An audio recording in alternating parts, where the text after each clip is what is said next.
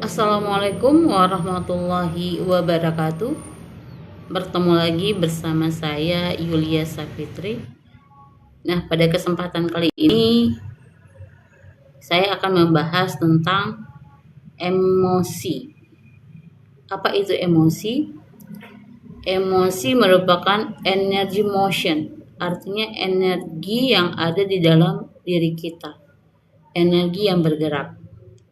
Jadi emosi itu banyak jenisnya, dari yang namanya rasa bersalah, marah, sedih,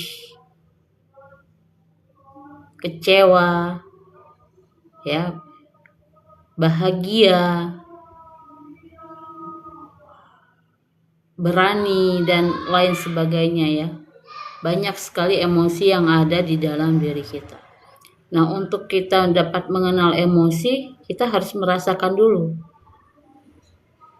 segala emosi yang ada di dalam diri kita. Nah, tentu untuk merasakan emosi tersebut harus ada namanya trigger atau peristiwa yang memicu atau yang memantik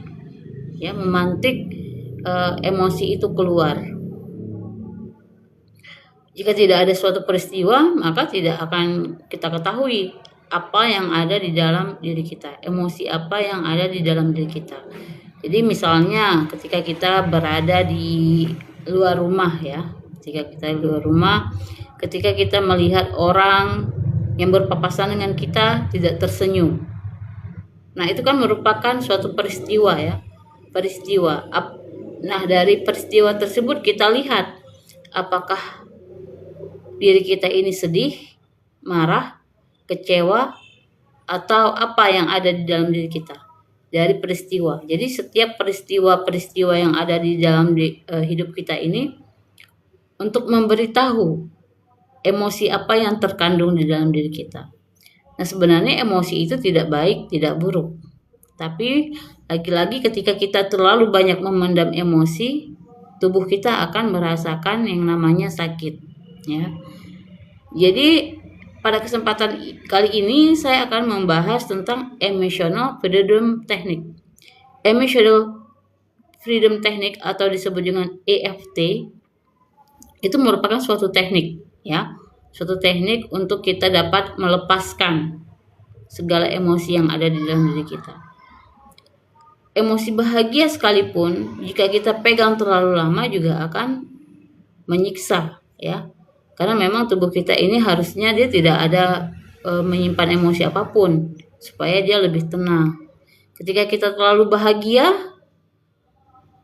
seandainya bahagia itu berubah menjadi kesedihan, maka kita akan merasa kecewa ya. Jadi rasa bahagia ya, rasa senang itu juga tidak bagus kita pegang lama-lama. Kita lepaskan semuanya ya.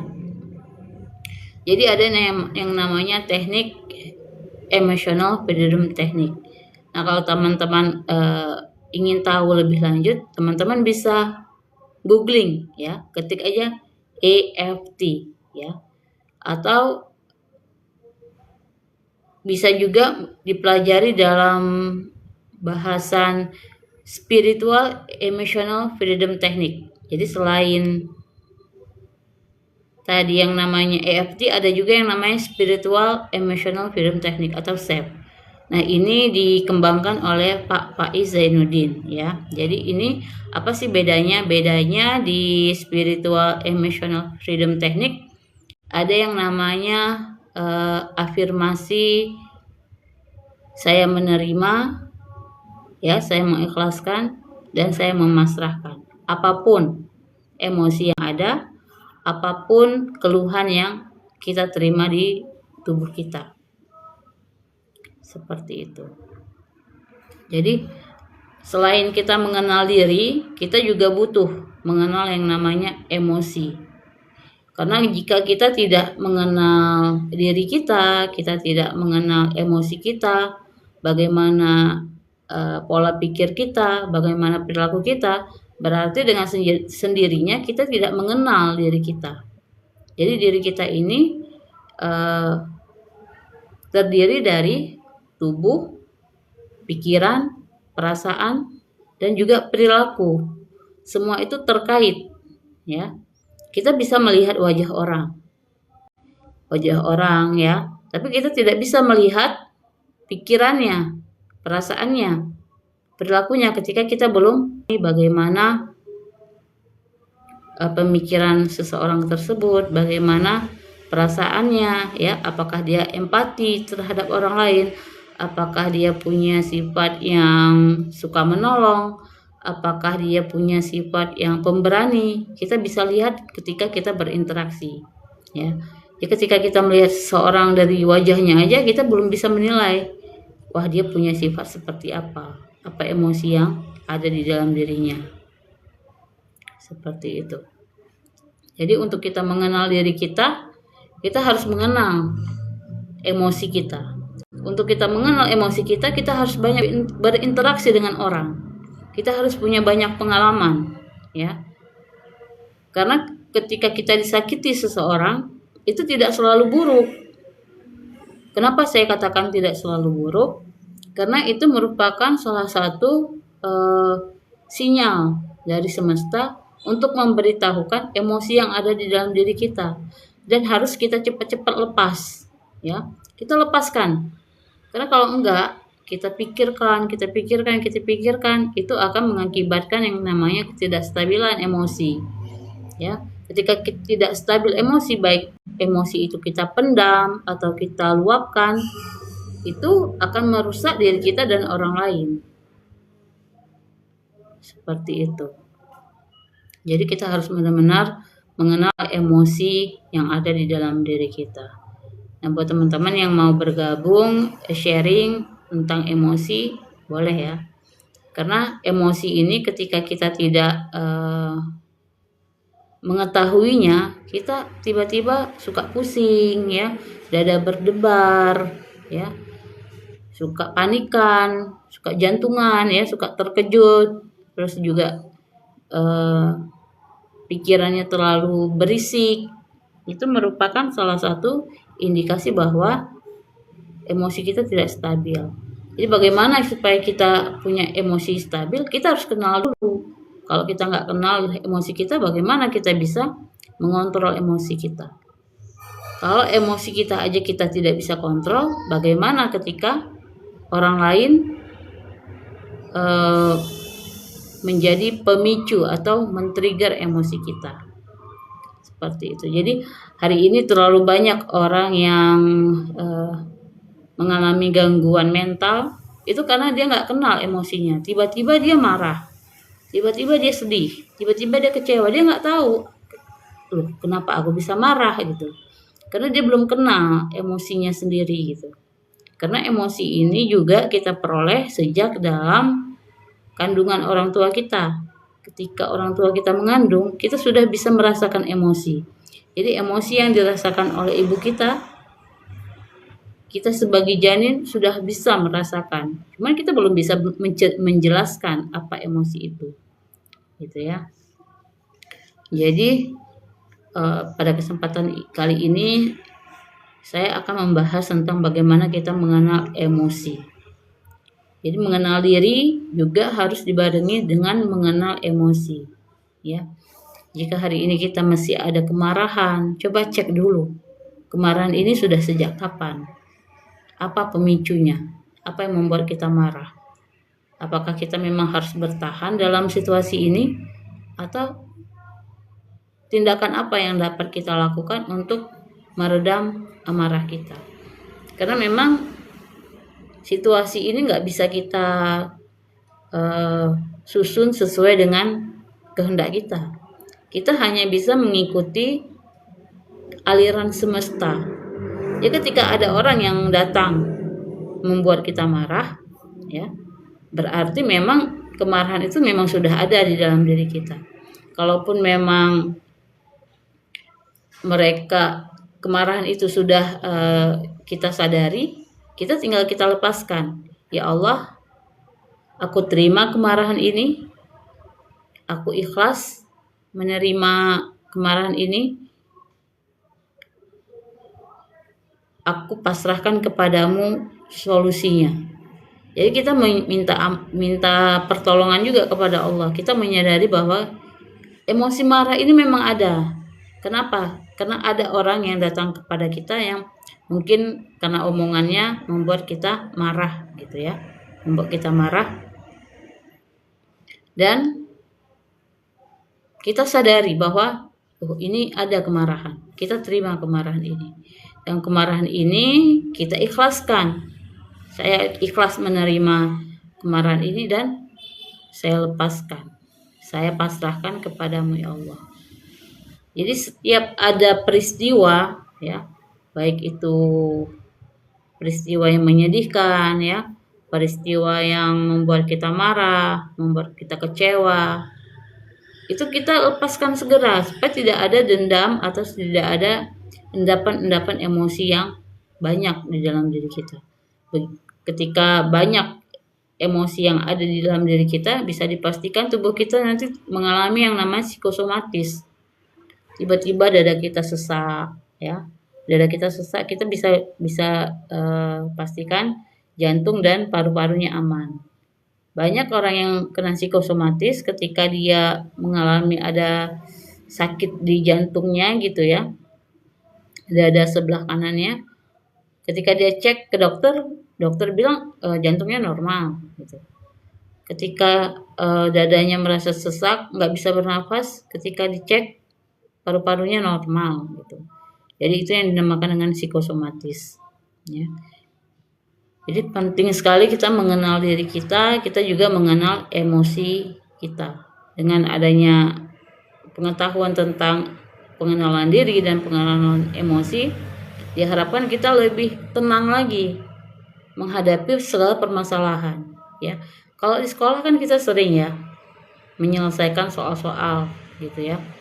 Misalnya apalagi matematika ya, banyak sekali soal-soal yang diberikan untuk kita melatih bagaimana daya pikir kita, bagaimana kita menyelesaikan masalah.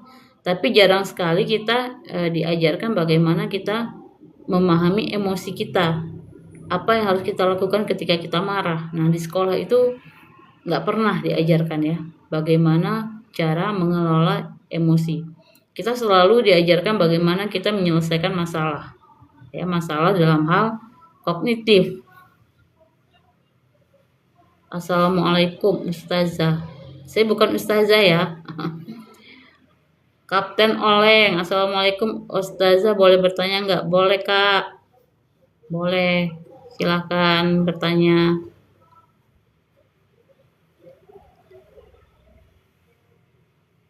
Atau bisa ini kita ngobrol bareng, bisa juga ya. Kalau memang mau ngobrol bareng, biar saya undang untuk sama-sama kita berdiskusi tentang emosi.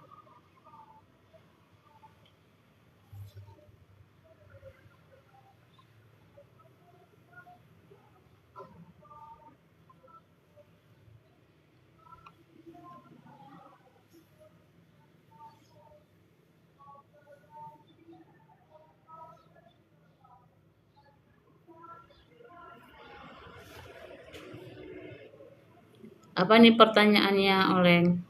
Kalau istri susah diatur, keras kepala, apakah itu salah suami? Nah, ini juga tantangan ya. Tantangan dalam rumah tangga ini memang istri.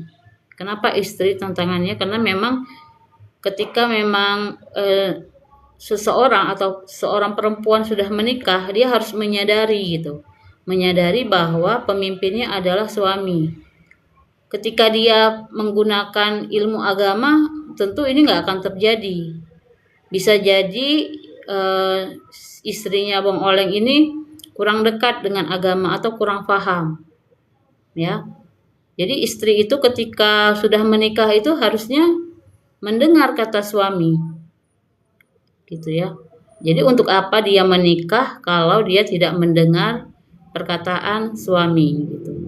Jadi mungkin Bang Oleng harus dengan sabar ya menasehati istri, karena istri ini memang dia ibarat kaca. Jika terlalu keras kita membersihkannya, dia bisa pecah. Tapi kalau kita tidak dengan sedikit keras membersihkannya, maka dia tidak akan bersih. Jadi ini memang suatu tantangan bagi suami ya. Karena hari ini banyak sekali rumah tangga yang hancur atau yang bubar itu dikarenakan memang istri yang menggugat cerai. Artinya memang istri hari ini memang punya powerful di mata hukum untuk menggugat cerai. Jadi kalau di dalam rumah tangga aja istrinya nggak mau diatur, bisa jadi ini komunikasinya nih. Terus garis besarnya salah siapa? Nah, salah siapa ini kan kita bisa lihat dulu konteksnya.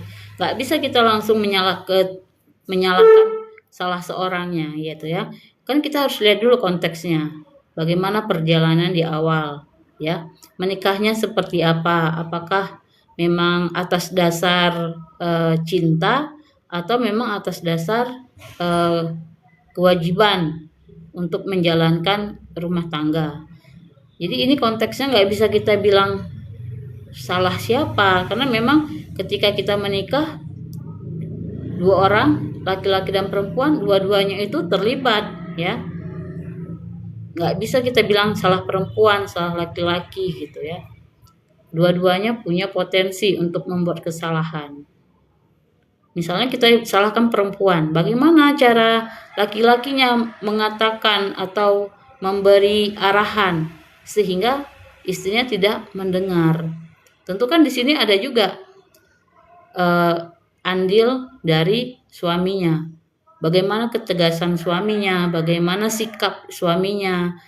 Karena istri kadang nggak mau dengar suaminya karena suaminya tidak memberi teladan gitu. Jadi di sini harus ada yang namanya mediasi.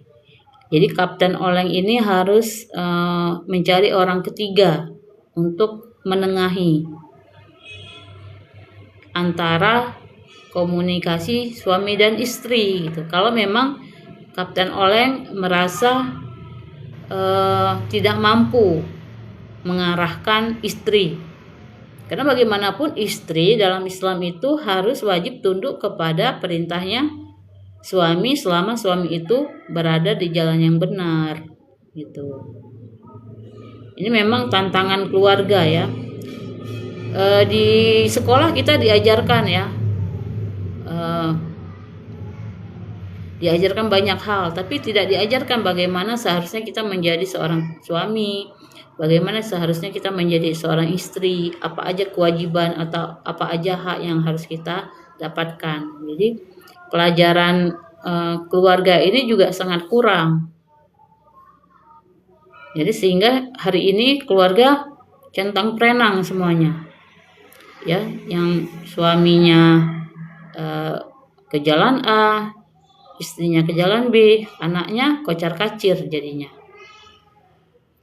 Jadi di sini tentu akan ada yang namanya emosi ya. Ketika suami mengatakan A, tidak didengarkan istrinya, otomatis akan ada yang namanya emosi.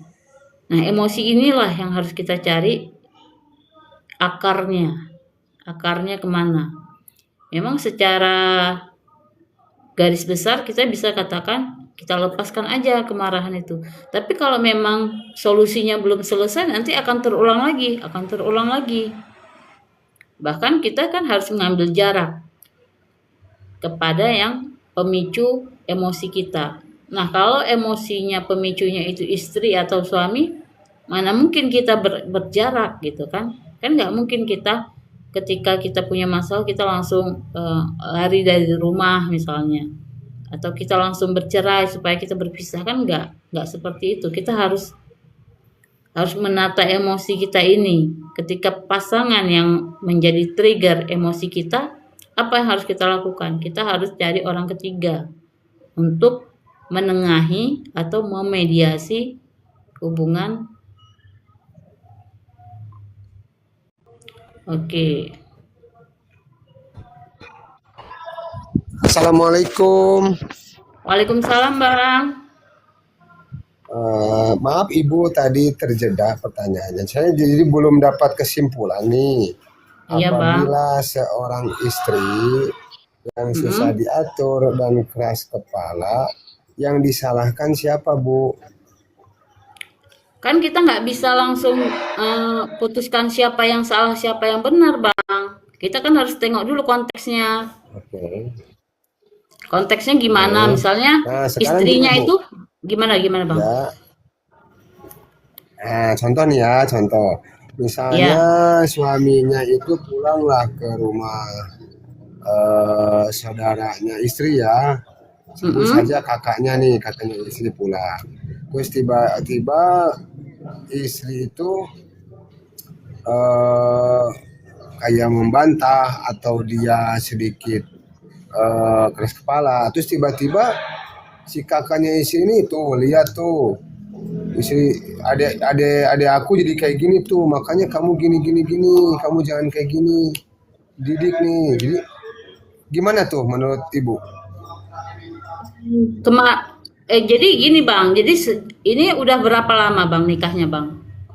Bukan aku mah hanya minta pendapat aja.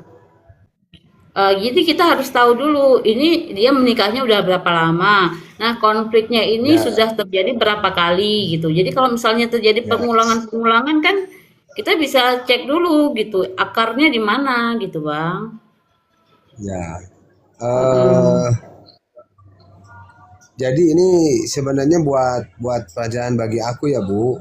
Pelajaran bagi Iya, aku untuk kedepannya seperti apa. Terkadang nih, Bu, kalau istri salah nih, jadi dia itu menyalahkan suami. Contoh, iyalah suaminya aja kayak gini, suaminya aja kayak gini, jadi istrinya kayak gini.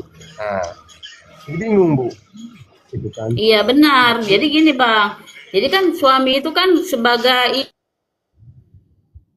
apa namanya? eh Namanya pemimpin ya, Bang. Oke, pemimpin Jadi ya. kalau pemimpinnya itu tidak memberi arahan yang jelas juga kan pengikutnya juga bingung gitu. Jadi makanya saya bilang teladannya di sini suami yang punya wewenang gitu, Bang. Jadi Oh, tergantung telah. suaminya. Ya. eh jadi di sini saya cerita itu bukan bukan untuk saling menyalahkan atau mencari apa itu kesalahan satu sama lain ya, Bu saja. Jadi Iya, kami di sini tuh, saya di sini khususnya untuk mencari ilmu lah gitu kan. Ada pegangan buat saya nih karena kebetulan saya curhat langsung dengan ibu sebagai perempuan dan ustadz gitu kan yang paham dengan agama tuh. Ini saya bertanya seperti iya, itu. Gitu. iya Kalau benar. isi keras kepala terus susah diatur, apakah itu kesalahan suaminya? Kenapa saya bilang kesalahan suaminya? Apakah suaminya keras kepala juga jadi isinya ikut-ikut, atau suaminya aneh-aneh jadi isinya aneh-aneh, atau Iya itu makanya. Iya, banyak nah faktornya itu ya kan, baru. Bang?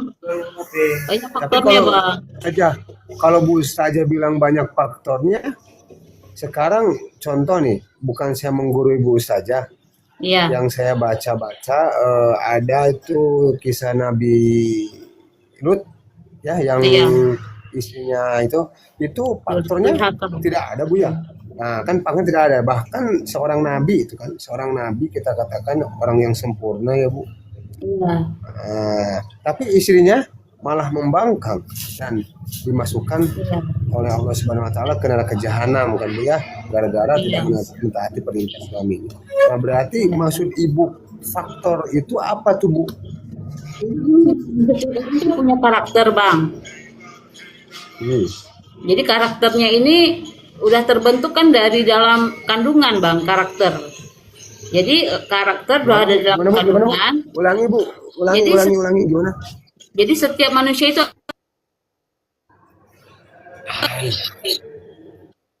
Setiap karakter, manusia itu punya karakter ya, karakter, punya karakter ya.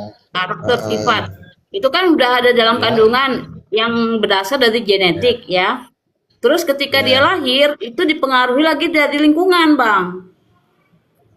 Jadi sebelum dia menikah, dia udah punya karakter bawaan. Apakah dia orangnya keras, apakah orangnya seperti apa.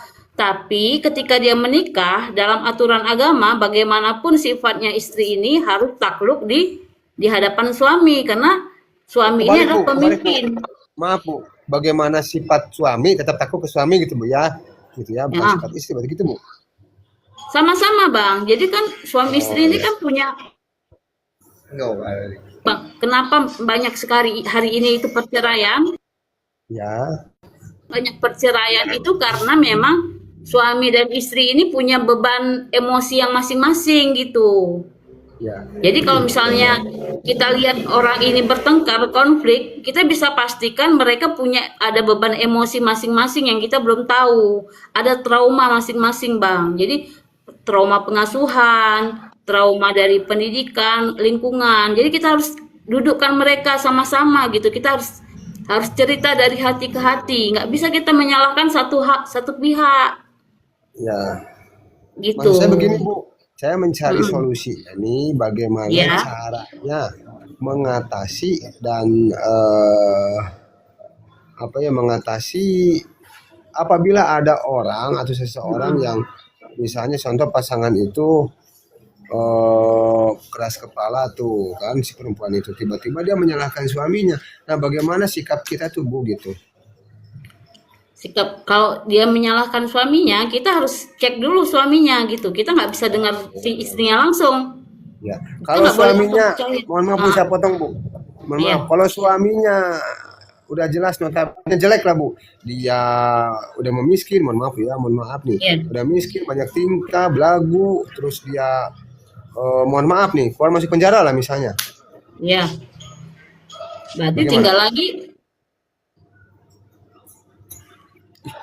cobaan ya. Itu kan cobaan buat Ya, istrinya. Jadi ya, tinggal lagi betul Bu. istrinya mau melanjutkan pernikahan atau tidak. Itu kan berarti kan udah blacklist itu kan, Bang. Ya, Udah istilahnya udah nggak punya yang diharapkan lagi lah dari karakter suaminya. Artinya nggak bisa diteladani lagi. Itu berarti kan pilihan. berarti Ibu memponis dong kalau kayak gitu tidak ada apa harapan lagi. Memponis berarti Ibu kayak gitu. Bukan, jadi kan tadi kan istrinya, suaminya udah pemalas, miskin, Ya, ya, ya keluar banyak masuk tingkah lah gitu Bu penjara, ya. Ya banyak keluar masuk tingkah lah gitu penjara, ya. iya keluar masuk penjara, gitu kan? Itu kan Heeh. berarti seorang suami kan harusnya memberi teladan, ya kan? Heeh. Kalau Heeh. misalnya suaminya nggak bisa diteladani lagi, jadi perempuan harus meneladani siapa, Bang? Tapi kan dia pemimpin tadinya kita Heeh. sepakati. Heeh. Jadi kalau suaminya nggak bisa diteladani lagi, mana mungkin istrinya mau mendengarkan perkataan suaminya? Mana mungkin dia mau mendengarkan perintahnya ketika memang suaminya tidak ada teladan di dalam dirinya. Keluar masuk penjara, udah malas gitu kan. Heeh. Kan kewajiban suami kan ada gitu. Sebelum dia Tapi Bu, mendapatkan hak. eh, ini kan saya menjelaskan sisi jeleknya, tapi Ibu belum tanyakan apakah ada suami itu sisi baiknya selain dia jelek pemalas. Mungkin contoh dia rajin sholat. Kan belum tentu ya Bu yang keluar masuk penjara itu tidak rajin sholat Bu ya. Rajin sholat, terus yang kedua mungkin dia baik atau mungkin dia baik, terus ada rezeki dia tidak pernah membohongi istri, entah itu rezeki bagus atau rezeki apa, tetap dikasihkan. Bagaimana tuh Bu? Ada sisi baik dan buruknya. Kalau orang sholat, harusnya dia nggak melakukan hal-hal Halo, kriminal. Kalau halo, dia sholat, halo Bang. ya ya, Kalau dia sholat, dia nggak mungkin melakukan hal-hal yang keji dan munkar. Kan itu kan janji Tuhan. Barang siapa yang melakukan sholat, maka dia terpelihara dari perbuatan keji dan munkar. ya, oke. Terus, apalagi Bu? Gitu. Jadi, Kalau kalau sholat kalau orang sholat terpelihara dari kejadian mungkar, Bu, ya. ya, Tapi bukan kebanyakan sih Bu. Banyak saya lihat ini bukan ya, menceritakan saya buat pegangan jadi mencari sisi paling terburuk Bu, ya bagi suami ini. Sisi paling buruk nih. Sisi paling buruk banget apakah seorang istri benar-benar harus patuh dan taat kepada suami yang benar-benar buruk nih. Makanya saya ambil sisinya, dia udah malas ini terus keluar masuk penjara. Nah, saya ambil sisi yang jadi paling buruk nih. Dengar dulu Bu. Jadi kalau Habis yang jadi kalau jadi gini Bang, setiap manusia itu kan beda-beda.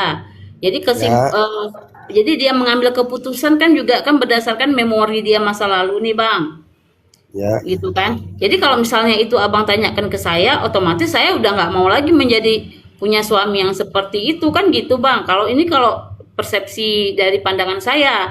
Tapi kan kalau ya, perempuan lain kan mungkin ada yang bersabar, ada yang memang menerima takdir sebagai itu ujian hidupnya gitu. Jadi masing-masing orang itu nggak bisa disamaratakan Bang.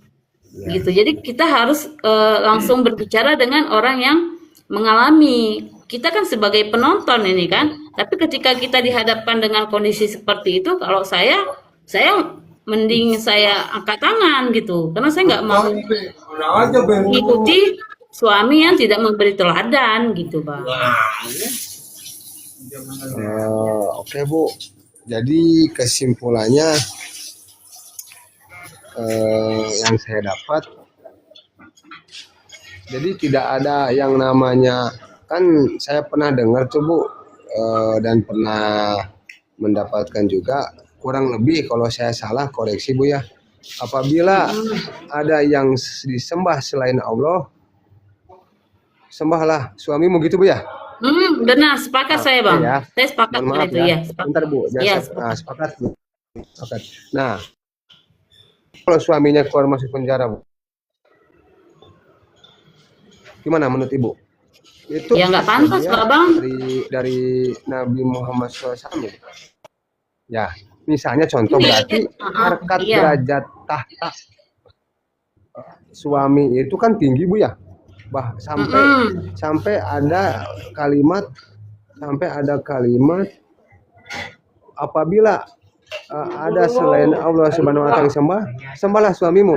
Berarti Iya. mau suaminya apapun itu harus sujud, bukan sujud ya, gitu ya. Nggak gitu, Bang. Itu ada catatannya. Bukan. Gimana?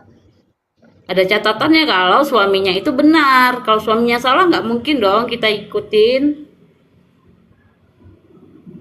Tapi tidak ada di situ saya baca catatannya, maksudnya dengan catatan suaminya benar, dengan catatan suaminya ini. Maksudnya sujud itu bukan berarti kita ini ya, apa? Iya. Sujud Iya, muka paham, gitu ya, Ustaz ya. paham. Tapi patuh mungkinnya dengan perintah ini, tinggilah kedudukan suami itu Iya, dibandingkan benar. dirinya. Bagaimana bisa dibilang, kalau memang kata ibu tadi ya, kalau memang suaminya jelek banget lah, saya ambil tolak ukur paling banget tuh ya, udah kayak gitu perempuan gitu, gimana katanya itu sabdanya kayak gitu Bu, terus gimana tuh Bu? Jadi kan sembahlah, jika memang ada manusia yang harus disembah, maka aku akan mewajibkan seorang istri menyembah suaminya. Kalau suaminya melakukan perintah agama, kalau suaminya menyuruh kita misalnya buka aurat, misalnya kita disuruh melacur, kan ada Bang hari ini suami suruh istrinya melacur. Nah itu nggak boleh diikutin Bang, karena dia sudah melanggar syariat agama seperti itu. Iya dong. Kalau konteksnya kan ini bukan pemerintah ya Bu ya, konteksnya. Jadi contoh aja nih. Saya nih ya Bu ya, contoh saya nih. Saya ini orang jelek Bu, contoh nih ya, misal nih, contoh saya orang jelek. Nah, tapi saya tidak menyuruh istri untuk buka urat, bahkan saya suruh sholat. Saya suruh ibadah untuk doain saya. Tapi saya orang jelek Bu, orang jelek nih. Contoh misal saya minum, saya berantem, melakukan maksiat lah. Tapi saya tidak memerintahkan istri untuk melakukan maksiat. Nah, berarti tahta saya tinggi ya, karena yang dibilang itu ya, sujud ya, sembah ya. Nah gimana tuh Bu, kalau kayak gitu tuh? Iya, itu lagi-lagi kan kita kan harus kembali lagi ke komunikasi. Jadi bagaimana suami itu membangun komunikasi ke istrinya, bagaimana dia mempengaruhi istrinya. Ini kan balik lagi ke situ, Bang. Jadi balik lagi ke karakter awal tadi. Karena sebelum dia menikah kan dia punya karakter. Ya. Memang pada dasarnya memang dia punya karakter pembangkang, atau jangankan sama suaminya, sama orang tuanya kadang juga dia suka melawan gitu. Jadi ketika dia menikah, dia melihat suaminya tidak sesuai dengan apa yang suaminya katakan, jadi dia dengan mudah gitu Kan karena kita balik Berarti lagi ke karakter perempuannya ini, Bang. berarti kalau gitu menyalahin karakter dong, Bu. Maksudnya Iya. nyalahin nyalahin bawaan. Sekarang nih, Mhm. bisa contoh Mhm. nih, Iya. saya Iya. sebagai perempuan, kandung lah Mhm. Iya. anak. Terus saya ini karakter saya ibunya ini keras, terus turun ke anak nyalahin ibunya dong. Enggak, kan setiap anak itu kan misalnya aja seorang apa namanya suami istri punya 5 orang anak. Kan Ya, lima-lima punya karakter beda-beda, Bang. Ada yang ya, Bu. penurut, ada yang Ya, pembangkang, ada yang ya, disuruh baru ngerjain, ada yang belum disuruh udah ngerjain ya. gitu. Ya, kalau misalnya nih kayak gitu patokannya berarti itu menyalahkan ya keturunan-keturunannya gitu Bu ya. Kan contoh nih keluarga ini punya Mm-mm. 5 anak. Lima Mm-mm. anak ini kan tidak mungkin lima-limanya itu baik Bu ya. Ada yang Mm-mm. bengkok nih. Nah, Iya. yang bengkok ini bisa menikah dengan saya gitu kan. Mm-mm. Terus dia Mm-mm. bengkok dengan saya nih Bu. Nah, berarti saya Mm-mm. nggak bisa menyalahkan istri, berarti nyalahin kedua orang tuanya gitu Bu. Nah, kadang-kadang Bang, kalau ketika misalnya nih perempuannya memang udah bengkok nih, ketika dia menikah, bisa jadi suaminya ini yang meluruskan Bang, bagaimana kepiawan suaminya ini mempengaruhi istrinya. Jadi kan istrinya menikah untuk apa? Kan untuk mencari pemimpin. Ya, ya Bu. Eh, ya kadang gini Bu ya, kadang kan kalau saya scroll TikTok tuh ya banyak yang Iya, mohon maaf banget, mohon maaf berceramah terus menciarkan Islam apalagi dengan judulnya rumah tangga Bu ya. Kadang-kadang di hati saya itu bertolak belakang Bu. Kenapa? Ngomong iya. bisa tapi pelaksanaannya itu belum tentu gitu. Iya, Kebanyakan benar Bang, gitu benar. kan Benar bertolak Bang. belakang. Jadi Praktek lebih susah. ya, jadi prinsip saya mah ya tidak bisa disamakan. Misalnya contoh suami itu wajib disembah. Kalau memang boleh disembah, itu wajib suami disembah selain Allah. Ya selain Allah, suami juga bisa gitu kan ya. Mm-mm. Notabene bagi saya kalau digitukan semua ya berarti kan tidak adil gitu Bu ya. Kalau bagi Mm-mm. saya mah ya selagi antara suami istri itu saling mengerti dan bisa menahan hawa nafsu, insya Allah kesananya pasti bagus ke depannya. Yang penting saling mengerti dan menahan hawa nafsu. Sekarang bohong Bu, banyak cerita yang apa itu bukan bohong, ceramah A B C D F G, tapi udah beda di lapangannya itu dengan kondisi mungkin ekonomi Bu ya, atau Betul. cobaan yang lain gitu kan. Ya, Banyak apalagi ekonomi kan yang bisa menghancurkan karakter kita, iya, menghancurkan etika kita, attitude kita, bahkan bisa iya, menghancurkan ke masa depan kita dengan ekonomi Bu ya. Makanya iya. saya senang nih Bu sharing-sharing seperti ini dengan Ibu yang jauh ilmunya dari saya. Cuman terkadang saya pengen menanyakan seperti ini tuh gimana sih gitu. Apakah sama nggak dengan pelaksanaan prakteknya gitu. Bahkan beda Iya. jauh tuh Bu ya. Jadi gini Bang, jadi kan setiap rumah tangga itu kan punya role-nya masing-masing, punya aturannya Ya, masing-masing. Nah kalau saya kan memang suami nggak memberikan izin saya bekerja. Nah itu salah satu perintah suami yang harus saya taati gitu Bang. iya Bu, iya Bu. Tapi kan ada juga rumah tangga lain yang istrinya diizinkan bekerja Hmm. gitu kan. Kita bagaimana kan kita nggak tahu bagaimana komunikasi mereka supaya istrinya ini bisa bekerja gitu. Jadi itu masih suami istri, belum lagi nanti masuk mertua, Bang. Belum lagi masuk ipar. Jadi memang rumah tangga ini komplit, Bang. Hmm. Makanya hari ini kan banyak orang bercerai karena nggak kuat. Ya, ya pada dasarnya sih itu yang saya bilang ke Ibu.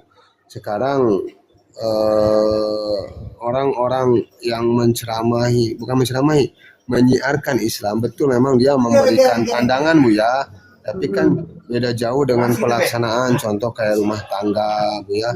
Mungkin ibu ibu lebih jauh lah ilmunya daripada saya. Cuman kan saya hanya bisa belajar dari eh, prakteknya gitu Bu. Kalau teorinya saya jauh masuk Bu, tapi kalau prakteknya beda gitu.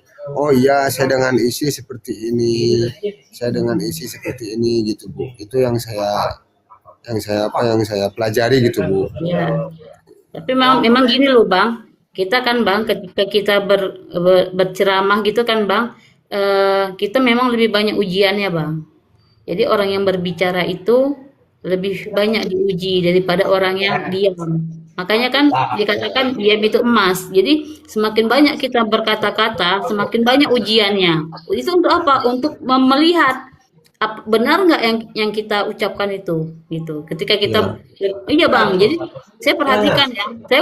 Saya udah 14 tahun Bang menikah. Saya melihat hmm, seperti itu ketika orang mengagung-agungkan mertua misalnya kan, nanti ya, diuji di mertuanya. Dia ya, mengagung-agungkan iparnya, kalau dia itu baik beripar ya, begini-begini, nanti diuji dengan iparnya. Dia membanggakan anak-anaknya, nanti diuji dengan anak-anaknya gitu Bang. Jadi lebih baik kita memang hari ini lebih banyak mengintrospeksi diri gitu. Jadi jangan banyak membanggakan diri. ya, ya. Mengintrospeksi diri itu lebih bagus daripada kita membanggakan. Karena kan manusia nggak ada yang sempurna. Kalau kita Hmm. membanggakan diri kita, makin banyak ujiannya. Tapi kalau saya pribadi Bu, ini kalau salah koreksi Bu ya, buat pelajaran bagi saya Bu ya. Iya, Jadi sesuatu hal yang terjadi kepada saya Bu, entah itu cobaan atau mungkin sakit atau apa, itu semua kesalahan saya gitu Bu. Contoh hmm, misalnya nih, contoh Bu, saya kok rezeki saya ini ya sedikit seret nih, oh ini ada kesalahan saya kurang kurang mendekat dengan sang pencipta, atau saya kurang meratukan istri gitu kan. Jadi itu pribadi saya yang nyata gitu Bu, itu bukan saya dapat dari ceramah atau mungkin dari buku, cuman langsung dari prakteknya saya di lapangan gitu Bu. pengalamannya. Ya pengalamannya Bu langsung. Nah setelah itu barulah dengar ada berita atau ceramah-ceramah dari kayak seperti ibu yang sudah mempunyai ilmu, itu udah paham. Oh iya, Itulah, jadi ya, itulah namanya fitrah Bang. Jadi setiap manusia itu punya fitrah, fitrah kebaikan di dalam dirinya itu Bang.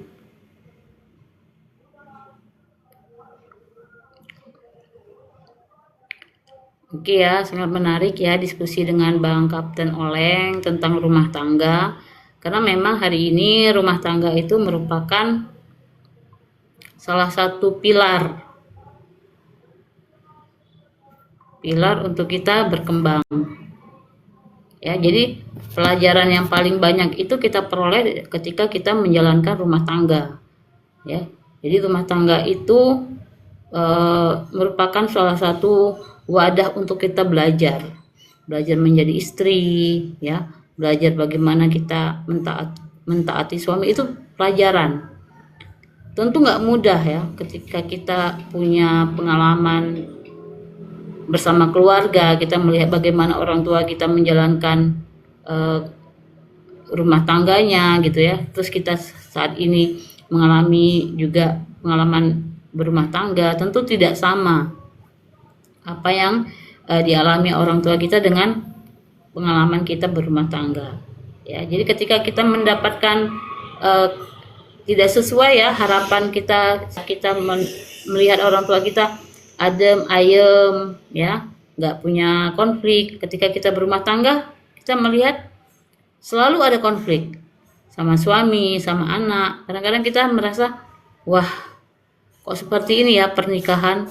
Kenapa tidak sesuai dengan apa yang aku bayangkan, gitu ya. Jadi memang hari ini rumah tangga itu merupakan suatu wadah untuk kita belajar, bertumbuh. Bukan hanya sebagai seorang suami, tapi juga seorang istri juga bertumbuh dari yang namanya pernikahan. Bagaimana dia berproses untuk menjadi seorang istri, menjadi seorang ibu, menjadi seorang menantu, semua punya ujiannya masing-masing ya. Jadi nggak ada manusia yang sempurna, yang luput dari yang namanya kesalahan atau konflik. Semua kita diberikan kesempatan untuk bagaimana mengalami masalah kehidupan. Hari ini saya berbicara di sini bukan sebagai orang yang paham, tapi saya berbicara di sini orang yang sudah mengalami bagaimana yang namanya guncangan jiwa itu ya. Kalau guncangan jiwa itu memang paling dekat dengan yang namanya rumah sakit jiwa. Karena di situ ketika jiwa kita terguncang, kita mengalami yang namanya susah tidur, ya. Kita mengalami namanya kecemasan, ya. Kita mengalami yang namanya psikosomatis. Maka ini merupakan pasien dari yang namanya dokter jiwa. Untuk apa? Untuk kita bisa tidur tenang lagi, ya. Apakah ketika kita minum obat dokter kita langsung masalahnya hilang? Enggak, masalahnya tetap ada. Paling tidak dokter itu membantu supaya kita bisa tidur tenang. Jadi ada intervensi, pemaksaan untuk organ tubuh kita mendapatkan yang namanya obat, ya. Apakah selesai masalahnya? Belum tentu, ya. Masalahnya itu harus kita lihat dari akarnya. Nah, pertanyaan tadi Bang Oleng tadi itu cukup menarik, ya. Hari ini banyak sekali istri-istri yang nggak mau taat sama suaminya. Kenapa? Banyak faktor. Bisa jadi suaminya nggak layak untuk ditaati. Misalnya kita tadi, suaminya suka mabuk-mabukan, suaminya suka keluar masuk penjara. Bagaimana istri bisa respect pada suaminya ketika suaminya itu suka bermaksiat gitu, ya. Jadi tidak menggugat cerai aja mungkin udah syukur gitu, ya. Seorang istri tidak menggugat cerai suaminya aja udah syukur ketika memang perilaku suaminya seperti itu, ya. Jadi seorang istri menikah tentunya dia mengharapkan yang namanya pemimpin, ya. Saya di sini bukan ceramah, saya bukan ustazah, saya seorang ibu rumah tangga yang ingin berbagi pengalaman, ya. Saya punya cita-cita untuk bekerja tapi tidak diberikan izin. Jadi inilah wadah saya untuk berekspresi. Dengan saya berbagi pengalaman kepada teman-teman, saya juga belajar dari apa yang saya sampaikan, gitu, ya. Jadi ini merupakan latihan saya bagaimana saya bisa mengembangkan diri, bertemu teman-teman, ya kita tadi, ya, berkomunikasi dengan Bang Obeng, ya tadi, ya, Bang Kapten Oleng, ya. Nah, berbagi dengan Bang Kapten Oleng itu sangat menarik bagi saya. Kenapa?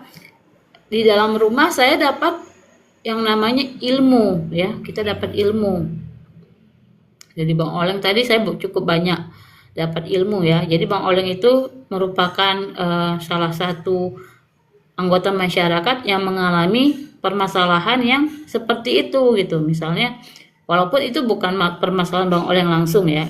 Bang Oleng juga melihat dari orang-orang di sekitarnya, gitu. Jadi Bang Oleng merasa ada kepedulian. Bagaimana sih ketika seorang istri itu nggak mau taat sama suaminya? Siapa sih yang salah? Itu kan ada namanya panggilan, ya, panggilan dari Bang Obeng untuk Bang Obeng tadi, ya, Bang Oleng, ya, Bang Kapten Oleng untuk memberikan solusi kepada temannya.